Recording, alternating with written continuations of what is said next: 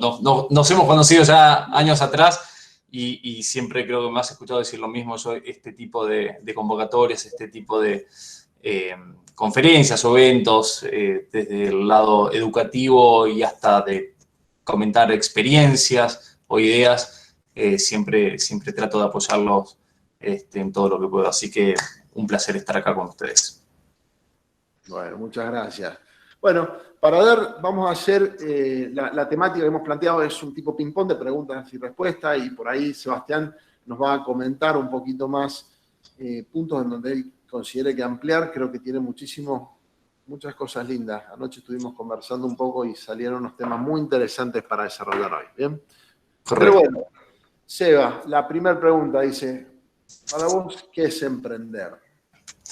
Bueno, yo creo que vos diste no sé si una definición llamarlo, pero una aproximación bastante interesante, ¿no? Yo creo que emprender es llevar o materializar una idea de negocio, ya sea para la venta de productos o de servicios, y llevarla a la realidad, llevarla al mercado. Y llevarlo al mercado puede ser desde un microemprendimiento, o en general me gusta llamarlo desde un lado freelancer inicialmente, probablemente siendo una persona sola o una persona y el amigo, la vieja historia del garage, a contratar al primer empleado, al segundo empleado, al empleado número 30, y después internacionalizar o expandir ese negocio. Yo creo que eso es emprender, es implementar una idea, probarla en el mercado, hacerla crecer, si se puede, y siempre implica, más en nuestro país, pero siempre, en todo el mundo, pero más en nuestro país, siempre implica mucho esfuerzo, mucho riesgo, poco beneficio inmediato. La verdad es que es poco desde el punto de vista económico o punto de vista monetario, pero una retribución muy grande desde el punto de vista espiritual o moral, cuando uno puede ver eso que se imaginó o eso que copió de otros mercados y lo puso en el mercado local. Yo creo que no hay que confundir nunca el emprender con inventar. O sea, no necesariamente emprender es inventar. Nadie duda, creo que todos los que estamos acá, y a cualquier persona que le pregunte, es que Marcos Galperín, el fundador y CEO de Mercado Libre, es un emprendedor. Nadie duda de eso. Y si vos ves Mercado Libre es lo que se dice un copycat o inicialmente una copia para el mercado local de lo que era eBay en su momento. Y nadie duda que es un emprendedor. Y así tenés chiquicientos ejemplos. Entonces, es materializar esa idea de negocio o servicio o producto y ponerlo en el mercado. Me atrevo a agregar, es como una copia ahí. Espera que te estás entrecortado. ¿No? Sí, se te no, entrecortó. el comentario que quería decir es Mercado Libre es una copia de eBay y Mercado Pago de PayPal, digamos, del sistema que soñaba Elon Musk. Absolutamente. Bien. Es así. De hecho, hoy ya después como empresas independientes hicieron lo que se llamó un spin-off de eBay y PayPal, y hoy PayPal vale muchísimo más que eBay. Y si vos ves los números públicos de Mercado Libre, el gran crecimiento que están teniendo viene por el lado de Mercado Pago y no por el marketplace de compra y venta de productos. Todo lo que es fintech está creciendo significativamente. Y Mercado Pago consolidado en la región y con un espacio enorme para seguir creciendo. Así que sí, volviendo a la pregunta original, creo que esa es la aproximación que yo tengo de lo que es ser un emprendedor o emprender un negocio. Bien. Vamos a pasar al siguiente. Dice, a lo largo de tu vida, ¿cuáles o cuál fueron los disparadores que te convirtieron o te llevaron a convertirte en un emprendedor? ¿No? Eso lo conversamos nosotros, pero muchas veces es interesante de alguien que ha hecho ha tenido sus emprendimientos, que nos cuente cuáles fueron esos disparadores que lo llevaron. Pucha, mirá, yo, si vos me preguntás, y cada vez que lo hablo con este amigo mío, nos acordamos, te diría, uno de mis más grandes amigos, mi más gran amigo histórico de toda la vida, que nos conocimos en preescolar, teníamos 8, 9 años, éramos íntimos amigos y él, la familia de él había heredado una casa muy vieja acá en Ciudad de Buenos Aires, en Vicente López, no en ciudad, en provincia de Buenos Aires, en Vicente López, y tenía una cancha de tenis totalmente deteriorada. Y los dos, con de vuelta, 9 años, decíamos, bueno, pero lo que tenemos que hacer es poner esta cancha de tenis que se pueda hacer, que se pueda jugar y hacer turnos de 1 hora y alquilársela a la gente. Teníamos 9 años, ¿no? Y cuando yo tengo 44 ahora, así que no existía internet en esa época, entonces empezábamos a de vuelta, ¿no? Dos chicos que nunca lo realizamos, pero teníamos ese impulso. Empezamos a buscar quién vendía digamos, la tierra de ladrillo, ¿no? No sé cómo, ahora no me acuerdo cómo se le llama, pero el polvo de ladrillo. El polvo de ladrillo para ver quién nos podía vender, para poner la cancha en valor. Y siempre fue ese impulso. Imagínate, no pensábamos en plata en ese momento. No era la plata lo que nos movía, sino el crear algo, el estar activos, el estar en movimientos. Así que desde muy, muy chico siempre tuve este espíritu de crear negocios o de llevar adelante negocios. Y siempre digo, yo creo que si alguien me tiene que contratar a mí, yo soy de lo mejor que podés encontrar para impulsar el negocio. Después, cuando pasan varios años, ya me aburro y no sé si soy el mejor empleado. Pero porque vuelta, me aburro, porque quiero ir a nuevos mercados, porque quiero ver nuevas cuestiones de negocios. Se creó después, no por mí obviamente, pero se creó el puesto que ahora toma mucha trascendencia, en inglés se llama Business Development, ¿no? O desarrollo de negocios. Creo que para justamente captar esa gente que es muy buena o muy apasionada en los inicios, en el startup de una empresa, negocio, producto o servicio, y retenerlo en la empresa. Siempre fue un impulso. A lo largo después de mi vida, bueno, tuve una formación por ahí un poco más dura en el sentido más tradicional, estudié marketing, estudié abogacía, los posgrados, la maestría y demás, y ahí siempre tuve como una pata en el lado emprendedor, de lo que nunca me bajo, y una pata más tradicional, como abogado, asesor de empresas, y en realidad me gusta mucho más asesorar a empresas incipientes, a startups y demás. Así que ese es lo que se dice en inglés el driver, ¿no? Lo que me empuja es la creación o el lanzamiento de empresas, productos o servicios. Bien, muy buena respuesta. Bueno, la pregunta obligatoria, ¿no? Este momento. Esos fueron un poco los inicios, lo que nos contaste recién, cómo fuiste desarrollándote. ¿Y cuál fue tu primer emprendimiento en serio, ya como diciendo, esto yo quiero que sea algo que me contribuya a los ingresos que sueño tener algún día? Correcto.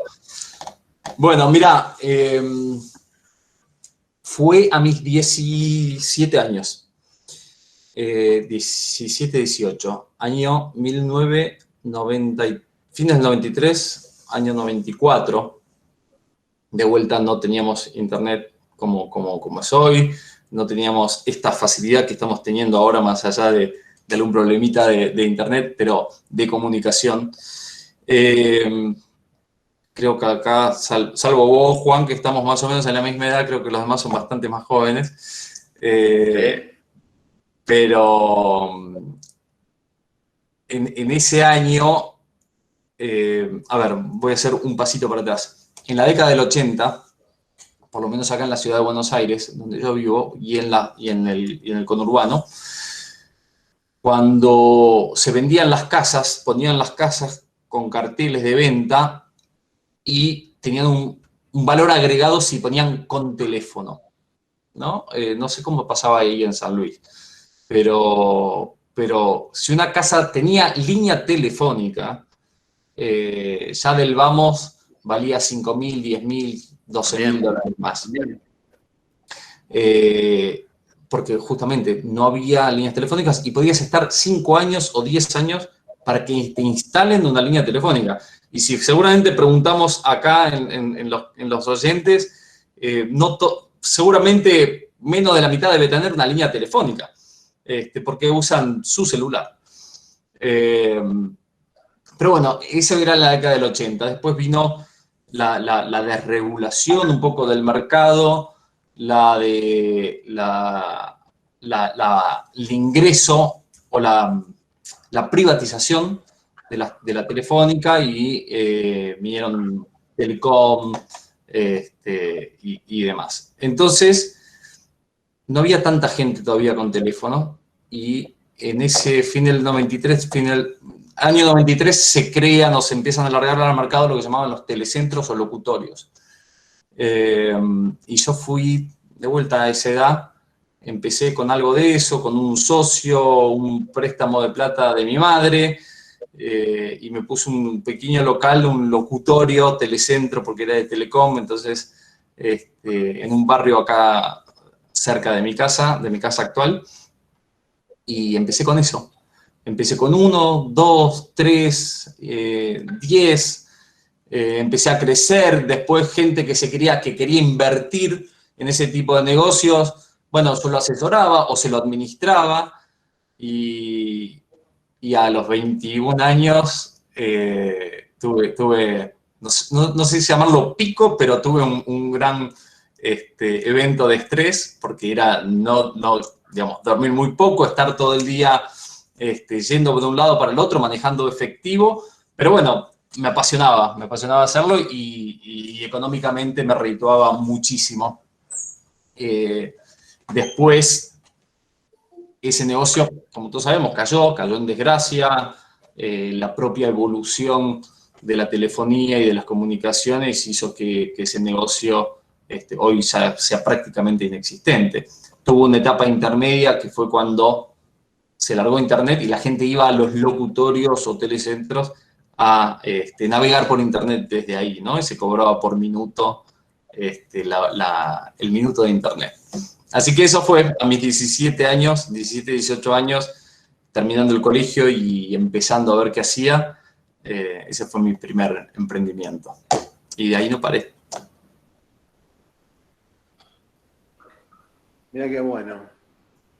Y antes de pasar a la próxima pregunta, sí me parece súper interesante lo que vos comentabas, ¿no? Cuando estabas en pleno auge, antes de llegar al pico de estrés, digamos, lo importante es que es cuando uno es emprendedor, al principio no tenés recursos, empezás, como decíamos, en el garaje de casa y empezás a seguir vos muchas actividades, y cuando finalmente parte de ser emprendedor también es aprender a delegar un poco y seleccionar un poco esas personas que nos pueden acompañar en el proyecto para tomar las responsabilidades que nos permitan seguir soñando estratégicamente, pensando en el futuro, en la parte del negocio. Correcto. Bueno, pero coincido con vos, eso es lo que hace la diferencia cuando una startup o un emprendimiento empieza a madurar, que es la propia maduración del creador o del fundador, y empieza a escalar, ¿no? Y se convierte de una startup en una empresa, y de una empresa en una corporación, ¿no? Ese es un poco el ciclo de vida. Bien. Una pregunta que es polémica, pero es importante entender, porque nosotros cuando estudiamos en la bibliografía sobre los diferentes casos de emprendimiento y uno lee y sueña con emprender, dice, es hermoso, es lo que me encantaría hacer toda la vida, no sé por qué voy a trabajar en relación de dependencia, ¿no?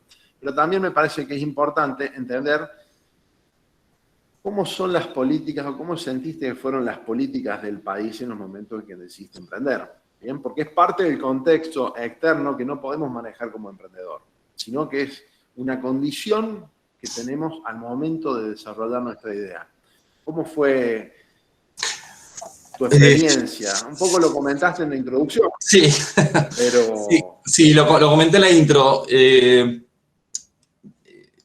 Lamentablemente, mira, yo soy argentino, vivo acá, he tenido cantidad de oportunidades, hoy todavía las tengo de radicarme en el exterior. Por ahora elijo quedarme en la Argentina, porque no es que me gusta, me encanta. Soy un apasionado hasta de Buenos Aires, te diría. Pero no importa cuál sea el gobierno, la administración y el color político, la Argentina no te ayuda mucho, lamentablemente.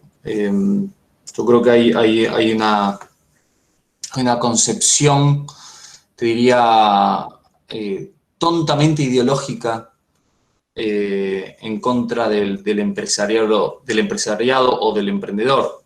Vuelvo al caso máximo o más notable de emprendedor en la Argentina, que es Marcos Galperín, que da miles y miles de puestos de trabajo en la Argentina y es criticado y es denostado, y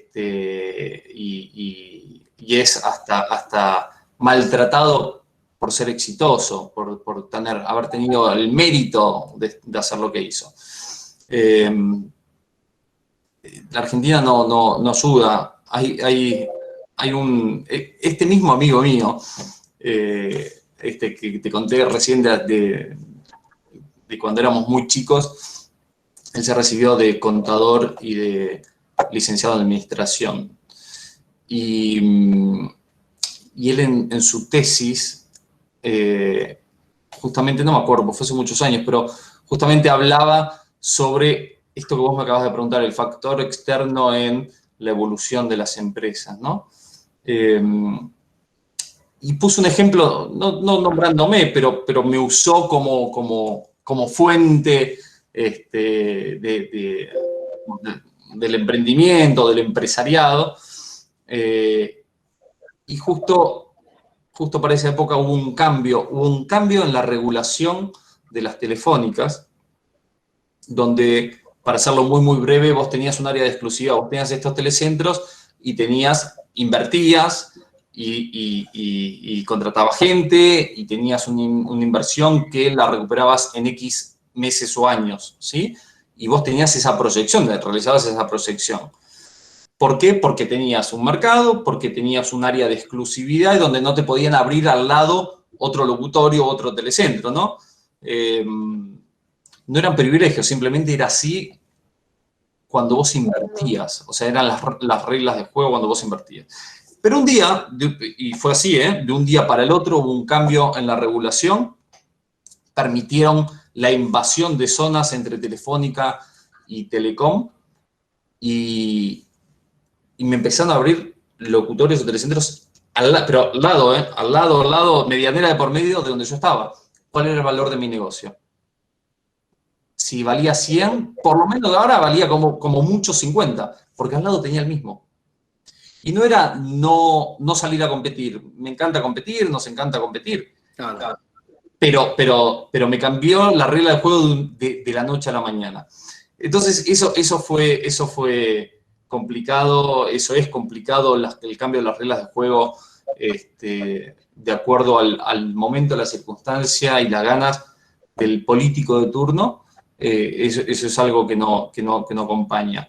Y después hay, desde el sector privado y desde el sector empleador, hay una presión fiscal tan grande, y ahí los incentivos son tan bajos para hacer crecer tu negocio dentro de la Argentina, que eso nos afecta a todos. Nos afecta a todos los que tenemos empresas o los que hemos creado empresas, como también al que trabaja para esas empresas. hoy en día montás un negocio y sos sujeto. Yo lo escribí para la revista Forbes el año pasado, o el anteaño. En ese momento te podían llegar a aplicar hasta 83 impuestos diferentes. Hasta 83 impuestos diferentes. Entonces, esos son grandes temas que son muy fáciles de resolver y de vuelta, no importa el color político, ni la administración de turno, ni el partido, no me meto en eso al hablar de estas cosas. Simplemente digo cómo son las cosas en la Argentina. Es muy difícil. Pero así todo, hay muchos que seguimos probando. Por supuesto. Pero es un poco como decís vos, no es fácil. No es fácil. Emprender con 83 impuestos y una carga impositiva que por ahí es bastante alta. Sí, está bien. ¿Bien? Mira, sí. Perdón que me extienda y sí. te voy a dar un ejemplo reciente que es justo de la semana pasada. Hay una cámara del software que se llama CESI, ¿no? Cámara de Empresas del Software, no me acuerdo muy bien. Y yo estoy justamente con freelancer.com promoviendo un poco el trabajo freelance, el trabajo que estás desde San Luis, desde Santiago, desde Tucumán, desde Buenos Aires, que puedas estar trabajando para empresas del exterior de manera online, ganando moneda dura, ya con ya con el tema de que cuando tenés que traer los fondos para acá, tienen que pasar por el Banco Central, Mercado Único Libre de Cambios, te lo especifican a 90 y demás. Pero bueno, y para que veas que no es una cuestión solamente del político de turno. Ahora desde la Cámara dicen que tiene que haber una ley freelancer que restrinja la forma en que trabajan, si son trabajadores para el exterior, que hay que cobrar un impuesto extra porque se están llevando la mano de obra para empresas de afuera. Y entonces la empresa local no puede competir contra eso. Es un poco más larga la discusión, pero en muy resumidas cuentas está pasando eso. Entonces, tenés actores... mira. Tenés actores desde lo público y desde lo privado que hacen las cosas difíciles, ¿no? Y justamente me hicieron una nota el otro día sobre este tema y mi advertencia fue, muchachos, ojo con lo que piden, porque hoy están de este lado y mañana cuando el mercado se da vuelta, porque el mercado se da vuelta, vas a estar pidiendo exactamente lo contrario que lo que estás pidiendo ahora. Entonces, tengan cuidado con lo que pidan. Pero bueno, es así. Una traba más. Qué complicado. Es complicado. Bueno, avancemos, vamos a seguir un poco.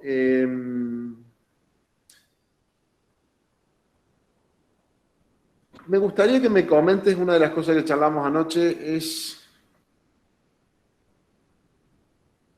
el tema de los unicornios. Antes de avanzar, después vamos a pasar a una segunda parte donde vamos a hablar un poquito del trabajo en sí. No sé si se me escucha. Sí, se te entrecorta, pero si me podés contar el tema de los unicornios, ¿no? Que eso tenés bastante experiencia. Sí, mira, te cuento y recién terminé de hablar y dije, estaré sonando un poco pesimista, pero no, o sea, simplemente me decís, bueno, ¿cuáles son las trabas? Te cuento cuáles son las trabas.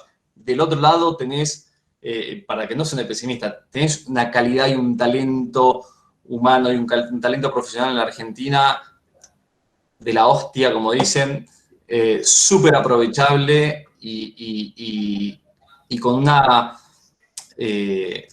digamos, una capacidad de trabajar en español, en inglés, para la Argentina, para el exterior, que no se te da tan fácil en otros países.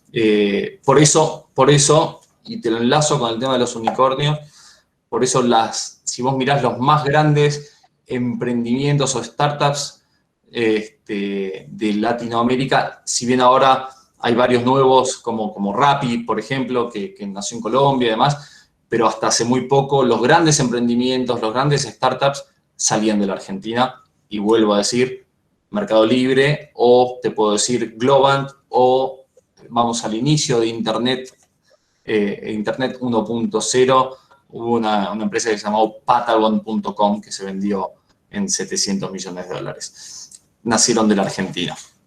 Digo para no sonar tan pesimista. Y te lo enlazo con lo... No, talento hay mucho. Talento hay, ideas hay, y creo que estas adversidades o estos impedimentos te obligan a ser muy creativo a la hora de implementar y desarrollar un negocio, que después es valorado por el exterior. Y siendo esto Mercado Libre, Globant, en su momento Patagon.com, lo que se dice los denominados unicornios, ¿no? Siempre cuando hablas con un emprendedor, y especialmente un emprendedor dentro del mundo de la tecnología, te dicen, yo quiero que mi empresa sea un unicornio, ¿no? Yo quiero ser el próximo, que mi empresa sea el próximo unicornio. Y después ahora salió el unicornio rosa porque administrado por una mujer, entonces el unicornio rosa y demás. Y yo siempre estuve muy en contra de eso. Para aclarar, unicornio se denomina cotidianamente o comúnmente y más marketineramente aquel startup o empresa de tecnología cuya evaluación es superior a los 1.000 millones de dólares. Eso es, por definición general o por regla general, lo que se denomina un unicornio. Entonces, todo emprendedor que empieza te dice, bueno, quiero tener el próximo unicornio. Y yo siempre digo, más que un unicornio, más que tu empresa sea un unicornio, elegí que sea una cucaracha más que un unicornio. Porque la cucaracha, si te fijas, es lo único que ha subsistido a lo largo de la historia del mundo. Había dinosaurios y había cucarachas. Y hoy estamos nosotros y todavía hay cucarachas. Entonces, subsistí. Eso es lo principal. En cambio, el unicornio no existe. Es una idea de fantasía. Y cuando lo llevas a la empresa, a la startup, el unicornio,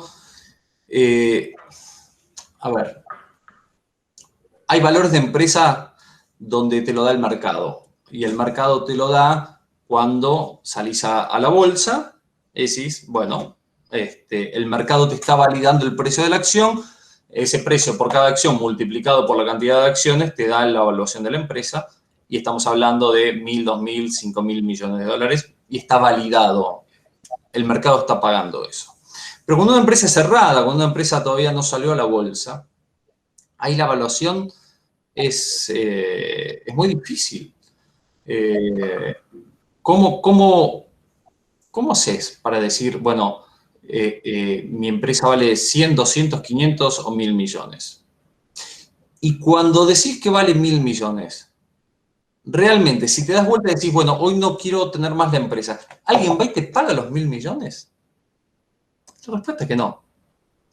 Entonces, el tema es que hay montado por detrás de todo esto el negocio, que es un negocio muy desarrollado, que ayuda muchísimo al ecosistema emprendedor, pero también se come muchísimas de estas empresas. Vos cuando creas tu startup, tenés varias formas de financiar esta startup. Fondos propios al principio, tenés el garage, pagás la luz, usás lo que se dice en la teoría del ramen. El ramen es esta comida de los fideos. Dice que la empresa tiene que gastar no más de aquello que permita al fundador de la empresa comer ramen en forma diaria, ¿no? O sea, como estamos diciendo, no tiene que gastar nada.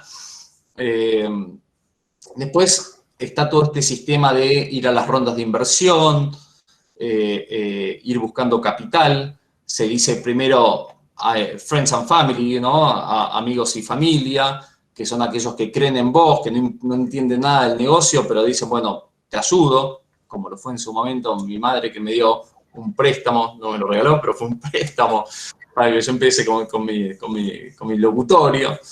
Y después entras a lo que se dice el mundo de los Venture Capital, ¿no? VCs, como V corta C, Venture Capital, que son estos grandes fondos de inversión que su negocio es formar una cartera de inversión de 10, 20, 30, 50, 100 millones de dólares, invertir en diferentes startups con diferentes probabilidades de éxito.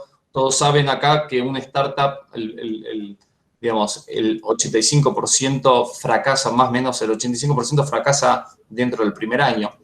Con lo cual, estos Venture Capital o estos fondos están poniendo plata a algo que tiene un ratio de desastre del 85%, ¿no? Entonces, por eso también es valorable lo que hacen y ayuda mucho al ecosistema. Pero a estos fondos le alcanza con que uno de esos startups sea exitoso. Con que uno solo sea exitoso va a repagar todo. ¿Y por qué? Porque cuando vos decís, bueno, me invirtieron 2 millones de dólares a una evaluación de mi empresa de 6 millones de dólares, pre-money, o sea, antes del ingreso de esos 2, Sí. perdón, pre-money, eso es 6, quiere decir que post-money, después de que ingresan, vale 8 millones de dólares tu empresa, quiere decir que esos 2 millones es el 25%. ¿Estamos de acuerdo?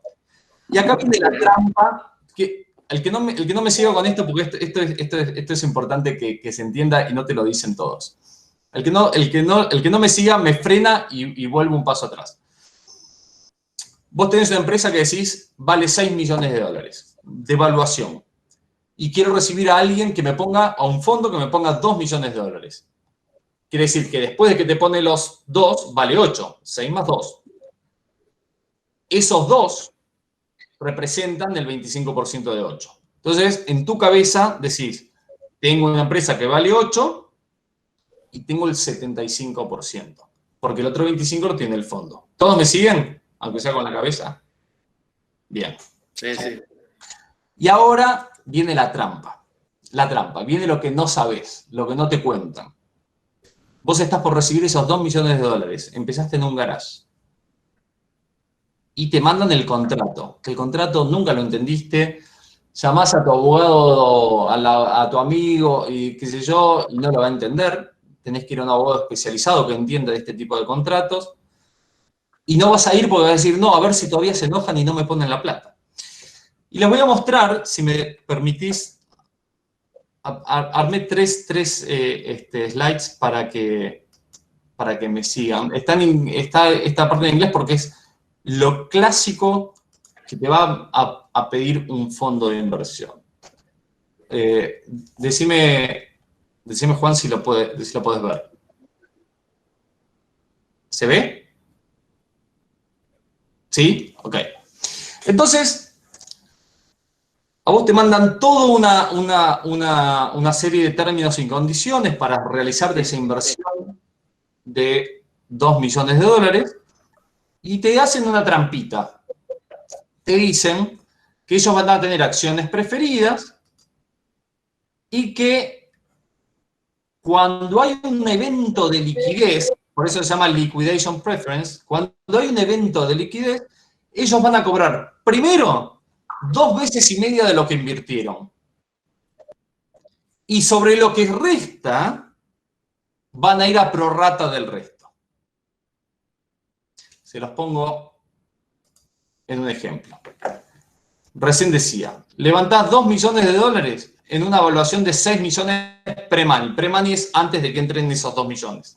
Quiere decir que, como dije antes, el fondo va a tener el 25% de 8. Si luego la empresa es comprada, el fondo obtiene 5 millones primero, porque tiene 2,5 veces lo que invirtió. Tiene 2 más 2 más 1. Tiene 5 millones. Entonces, si la empresa se vende en 5 millones de dólares, vos que la fundaste, que tenés supuestamente el 75%, no cobras nada. 0. ¿Me siguen? Si la empresa se vende en 10 millones, en tu cabeza vas a decir, si se venden 10 millones y tengo el 75, cobro 7.5 millones. Pero no. Vas a cobrar 3.75 millones. Porque 5 millones se va a llevar el fondo y de los 5 millones que restan, el fondo se va a llevar a prorrata, se va a llevar el 25%. Entonces el fondo se va a llevar 6.25 millones. A todo esto, vos vivís en la Argentina y tu empresa, que vale, según lo que decís y según los documentos, vale 8 millones de dólares, vos vas a pagar bienes personales por 8 millones de dólares, por el 75% de 8 millones de dólares. Y ahora te lo van a aumentar. Me preguntas, ¿está mal? No, es la industria de los fondos de inversión, del venture capital. Esa es la otra forma. Les voy a dar un ejemplo siguiente. Hiciste una ronda como la que vimos y después hiciste otra ronda más. Entonces va a venir el segundo fondo de inversión, el de la serie B, que va a querer como mínimo, los mismos beneficios que tuvo el de la serie A. Entonces, vos tenés una empresa que te invierte 10 millones de dólares en una evaluación de 30, con las mismas características, va a tener el 2,5 y después va a prorrata. Entonces, vos vendés tu empresa que dijiste vale 30 millones de dólares y te creías que tenías el 66% y te llevaste 0, pero pagaste impuesto a los bienes personales. Y acá llegamos, creciste, fuiste a la segunda, a la tercera, a la cuarta ronda de inversión y viene alguien y te dice, te doy 100 millones de dólares a una evaluación de 1.000 millones. Entonces, dijiste, llegué a los 1.000 millones. Tenés el 75% de 1.000 millones en los papeles. Pagás bienes personales por el 75% de 1.000 millones. Si la empresa se vende en 200 millones, ¿sabes cuánto te llevas? 0. Si se vende en 300 millones, te vas a llevar 50, 75. Y esa es la industria de lo que todos quieren decir, quiero ser un unicornio. Es una industria que entras porque necesitas fondos, donde es muy difícil mantenerte, porque cuando entran los fondos, más allá de las cláusulas de salida y de cómo se distribuye la plata, es muy difícil de mantenerte porque te van a controlar el directorio de la empresa y tenés que venderla por muchísimo más de lo que vos pensás para hacer una diferencia de plata. Entonces, de vuelta, forma de financiar una startup, una empresa, un emprendimiento, vas al pedidos de capital, amigos, familia, fondos de inversión, o haces un negocio que realmente funcione y que no necesites pedirle plata a nadie y que la forma de financiarlo sea a través de las ventas que hagas. Ese es mi mayor consejo, mi mejor consejo. Crea un producto, servicio o instala una empresa que no tenga que depender de financiamiento externo como único medio de subsistencia. Si vos dependés de financiamiento externo para expandirte, es una cosa, pero como único medio de subsistencia, lo peor que podés hacer es llegar a la industria del venture capital. Por eso, siempre, y vuelvo a lo que yo dije, no seas o no quieras ser un unicornio, pretendés ser una cucaracha que subsista. Sí, no. Que subsiste, que sobreviva. Exactamente. Bueno. Che, me encantó, me gustó mucho.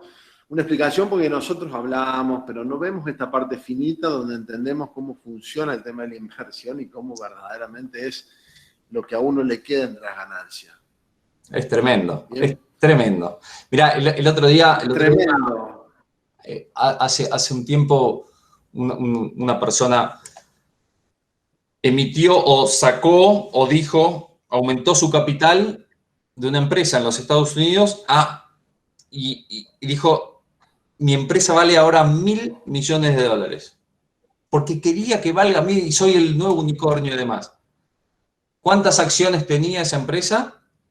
1.000 millones, de $1 cada una. Entonces hay una desesperación, o sea, qué ridículo, ¿no? Hay una desesperación tan grande por querer ser una empresa de $1.000 millones, cuando vos lo que tenés que hacer es ser una empresa que venda el producto, que venda el servicio, que se expanda, que crezca y que eventualmente le hagas el cash out o la puedas vender y hacerte tus dólares. Cuanto menos fondo de inversión, cuanto menos socios no, digamos, no inteligentes, no porque sean tontos, sino lo que se dice la plata inteligente, el socio que viene para aportar y hacerte crecer, cuanto menos tengas de eso, mejor.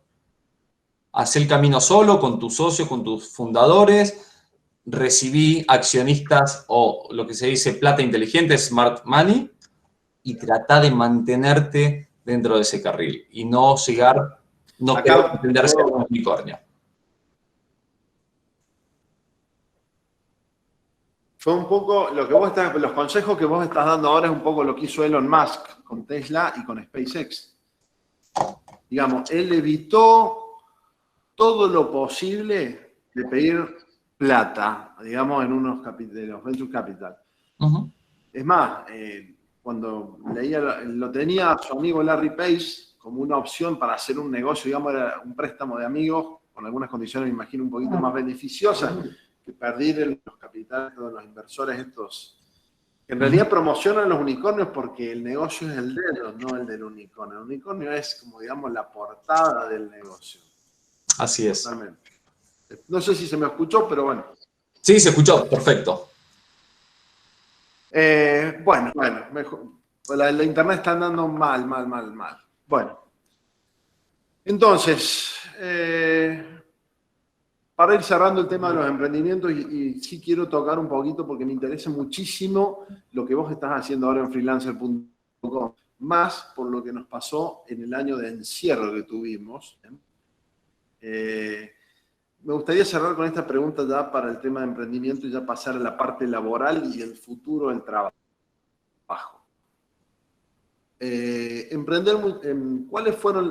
¿Cuáles son para vos, Seba, las claves que considerás para que un emprendimiento sea exitoso?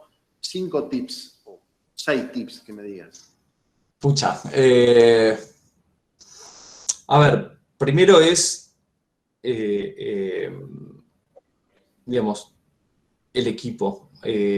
Formar un equipo de trabajo, digamos, en el que confías, en el que sabe lo que quiere, enfocado, focalizado, es fundamental. No hay idea brillante que vaya a funcionar si no tenés un buen equipo que lo implemente. Eso es clave.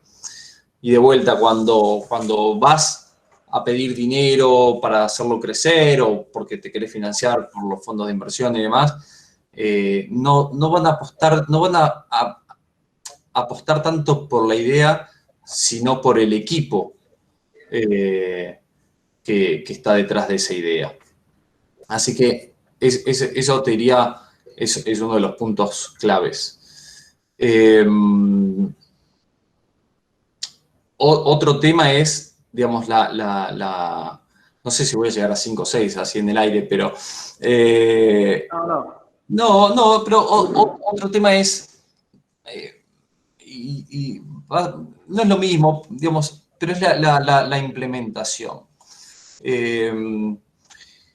Yo creo que la forma en que vos implementés y la estructuración e implementación, te diría. La forma en que estructures e implementes tu negocio va a ser... Plan de negocios. Sí, exactamente. Va a ser determinante a la hora del éxito o del fracaso. No es que un muy buen plan de negocios te va a llevar al éxito, pero sí te va a reducir significativamente las posibilidades de fracaso. Diría, esos son los 2 puntos más importantes. Y por ahí como tercero a todos nos gusta la plata. Todos queremos ganar los 1.000 millones o los 100 millones o los 50, todos. No conozco a nadie que no quiera. Pero si tu único objetivo va a ser ese, vas a estar frustrado. Porque está metido hasta en lo que son los incrementos salariales. Uno a la plata se acostumbra, ¿no? O sea, vos estás trabajando para una empresa y estás insatisfecho con el sueldo y pedís un aumento y el aumento y el aumento, y está bien porque te crees que lo mereces, porque trabajás y te matas. Y a los 2 o 3 meses ya te acostumbraste a ese nuevo aumento. Entonces, si a vos no te está apasionando, si no te está movilizando internamente lo que estás haciendo, no hay dinero de corto plazo que te lleve a cambiar las cosas. Con lo cual, es focalizarse en el producto, en el servicio, en la empresa y no en el cash inmediato. Hacés las cosas bien, implementaste bien y tenés un gran equipo y la plata va a llegar. Pero que no sea el fin en sí mismo el dinero, sino más que nada el proyecto. Esto te diría que es lo principal que tengo para decir sobre el tema. Genial, genial, Seba. Bueno, vamos a continuar. Bien, como hemos visto la parte de emprendimiento, hemos visto que emprender muchas veces no es tener una idea genial, hay veces que cambiar algo que ya existe o adaptarse a lo que pide el mercado lo convierte a uno en un emprendedor. Ahora vamos a conversar un poco sobre las tendencias laborales en este último año, lo que ha sido un año atípico, ¿bien? Y porque estamos por la pandemia, porque mucho del trabajo se reinventó, y cuando lo conocí a Sebastián, la primera charla que nos brindó cuando hizo la presentación de freelancer.com acá en San Luis, dio un ejemplo que a mí me quedó marcado, que es, en ese momento, fue el ejemplo de la persona que reemplazaba herraduras a caballos cuando apareció el automóvil.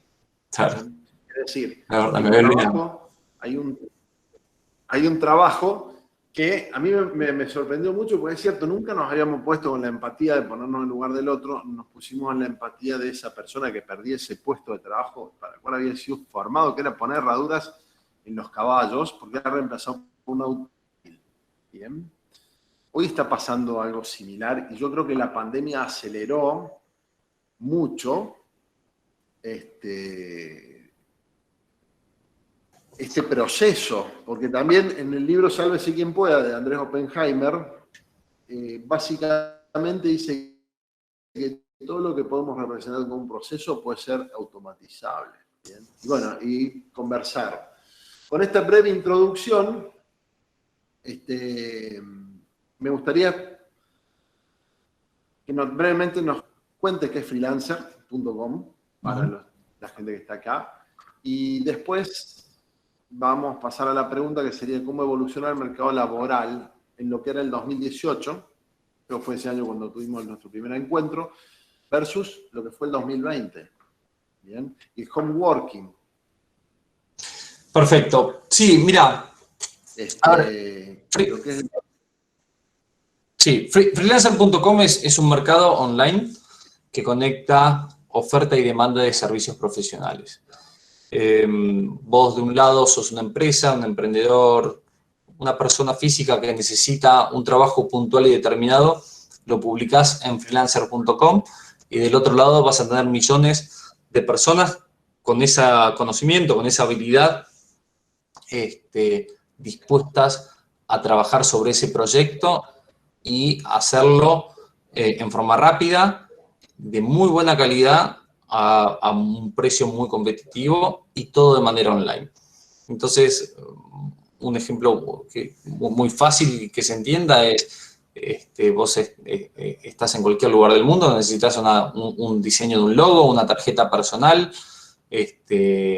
un plano de arquitectura, lo publicás en freelancer.com, publicás tu necesidad, y del otro lado, freelancers te van a estar ofertando sobre el mismo, te van a decir, yo te lo puedo hacer por 5, por 10, por 50, por 1000, por lo que sea.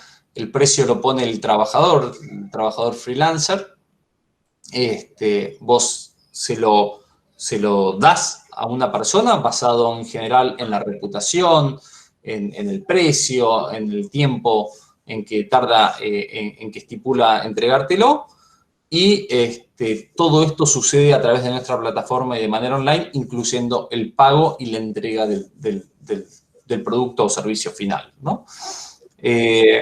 Naturalmente nació, digamos, como algo eminentemente tecnológico, o sea, para temas de sistemas, desarrollo web, consultores en tecnología y demás. Pero bueno, a medida que nosotros fuimos creciendo y a medida que el mercado fue adoptando un poco más el trabajo online, nos fuimos abriendo a muchísimas otras áreas como diseño, marketing, comunicación, traducciones, ingeniería, hay hasta algún geólogo, música, etcétera. Bueno, cantidad de habilidades que se pueden pedir y ofrecer a través de freelancer.com. En el 2018, hace poquito, todavía había cierta, no sé si reticencia, pero cierta inquietud, especialmente de las empresas grandes, en adoptar lo que era el trabajo a distancia, y un efecto no deseado, pero positivo de la pandemia es que obligó a todas las empresas del mundo a replantearse la forma de, no sé si es de contratación, pero sí de relación con sus empleados o prestadores de servicios. O sea, no es más venir a la oficina de 9 a 18 y estoy mirándote al detalle qué estás haciendo, sino es ya, digamos, ya está, te digo, esto sí es uno de los grandes cambios que creo que van a perdurar en el tiempo, es el trabajo on demand o en demanda por cumplimiento de objetivos y no por cumplimiento de horarios. Bueno. Y volviendo al ejemplo que me había olvidado que te lo había contado, pero sí, del herrero, el que pone la cerradura del caballo, aquella persona y o empresa que no se adapte a estos cambios, su trabajo va a ser comido o reemplazado, ya sea por un algoritmo o por otra persona que en cualquier lugar del mundo puede estar prestando ese servicio, ¿no? Y la competitividad entre las empresas va a pasar por ese lado. Una empresa competitiva es competitiva por el producto o servicio que ofrece, y ese producto o servicio está creado por personas. Entonces, la lucha por el talento, que antes era de manera offline, no sé, lo pongo acá, no conozco tanto, si bien fui varias veces, no puedo nombrar los barrios, pero lo pongo en Buenos Aires. Antes la oferta era, estamos en tal edificio, en la zona de Catalinas o en Puerto Madero, y te ofrecemos, mirá esta oficina tan linda, y tenés snacks desde la oficina. Bueno, eso ya no va más. Eso ya no es un incentivo para el trabajador. El trabajador hoy es, ¿tengo que ir a la oficina? Si tengo que ir, no sé, por ahí miro otra oferta que me ofrecen un poquito menos o menos nombre, pero puedo estar trabajando desde San Luis, puedo estar trabajando desde México, puedo estar trabajando desde Costa Rica o desde París. Y eso es muchísimo. La lucha por el talento pasó del mundo offline al mundo online, y bueno, ahí es donde creemos que nosotros estamos digamos, como líderes del mercado para poder satisfacer esas necesidades, ¿no? Genial. Como vos comentaste, los segmentos de diseño, arquitectura, programación, ingeniería, se han adaptado fácilmente al mercado de freelance, ¿no? Pero la consulta es, desde el campo, la industria agraria, agropecuaria, en algún país, en algún lugar, porque freelance, por eso viene la pregunta, ¿están haciendo, hay algún tipo de requerimiento, surgió en algún lado, es decir, que se empiece el trabajo de la parte agropecuaria a sumar a esta parte o no?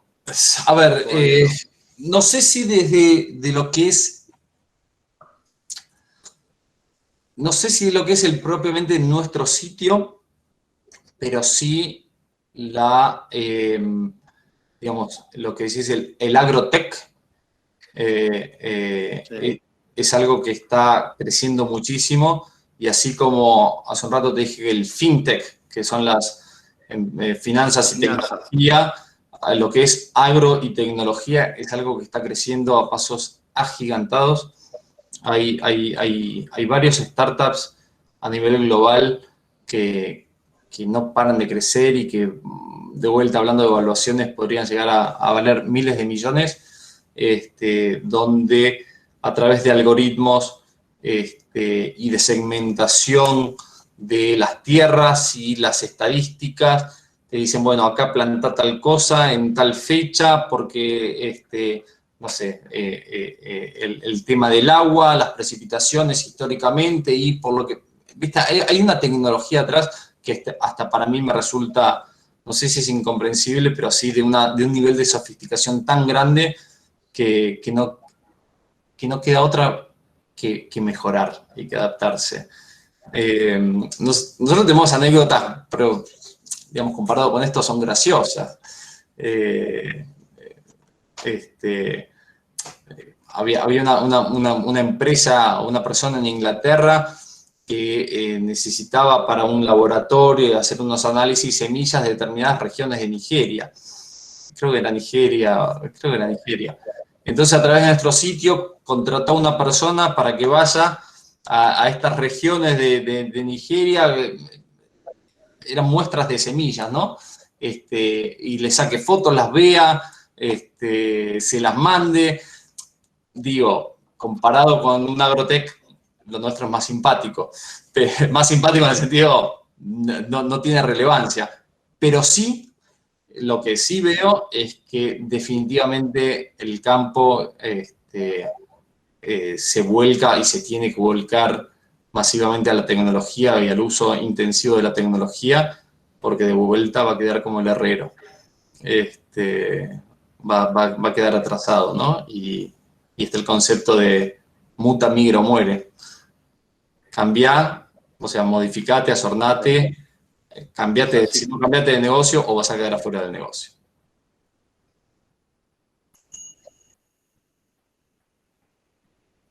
Bien, bien. Última pregunta. ¿Cómo evoluciona la demanda de los trabajos, digamos, de las ingenierías como la industrial, la civil, lo que sería la parte de ingenierías duras y tradicionales?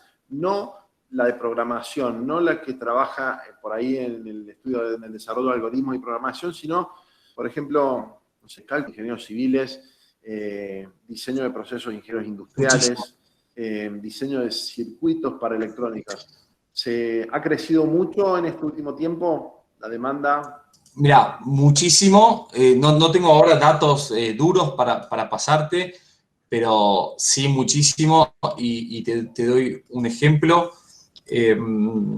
Nosotros trabajamos mucho con la NASA, donde la NASA realiza constantemente a través de nuestro sitio concursos en busca de soluciones, no concursos de regalos, y paga por esas soluciones, en donde busca desde ingenieros que desarrollan brazos robóticos brazos para lo que se dice alastrobí o robonautas, que son robots que van al espacio.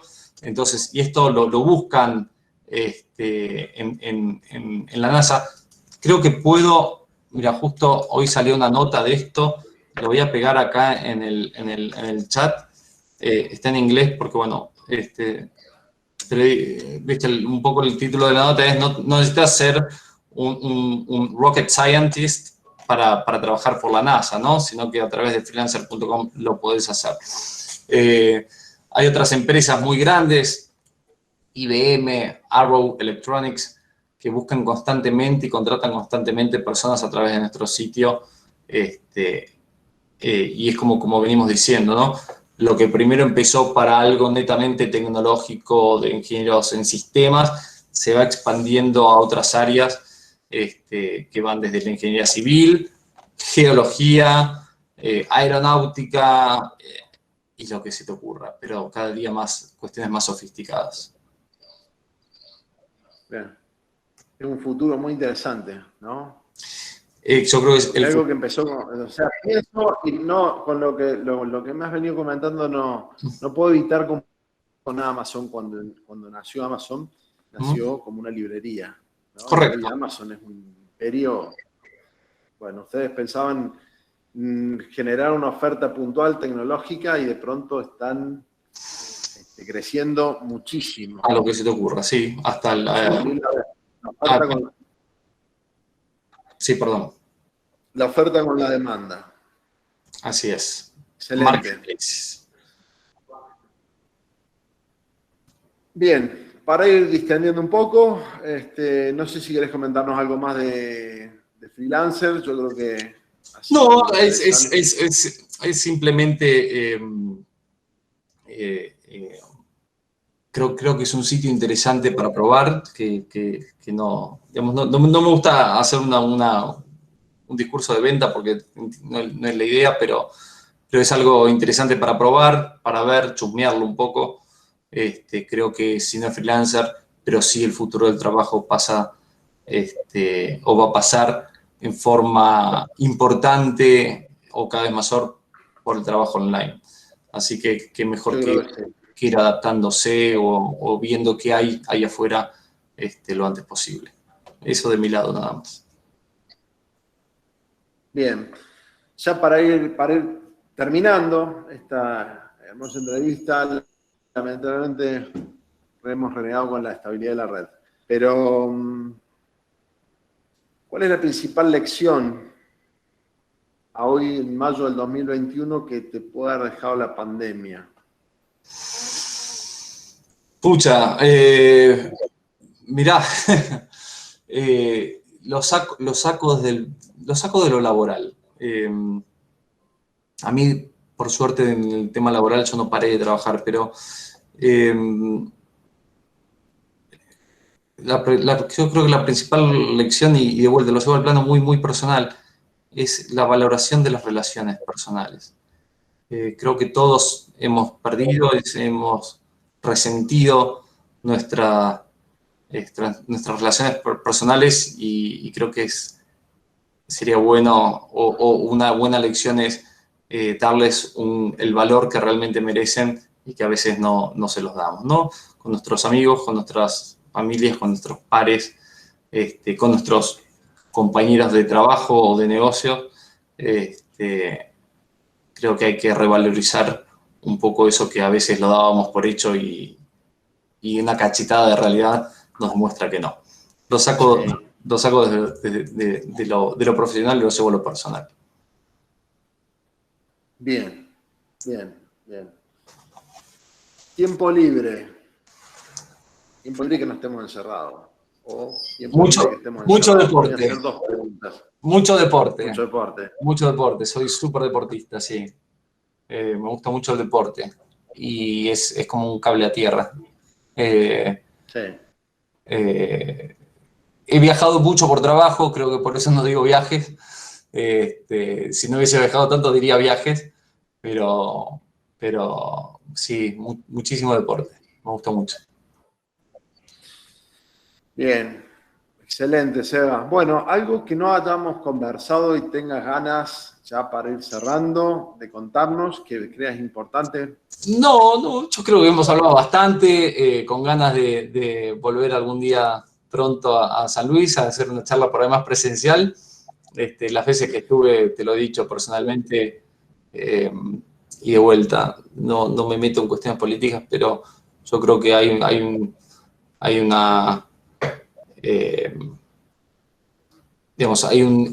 nivel de tecnología y que lo que me interesa a mí en San Luis que no hay en otros lugares del país.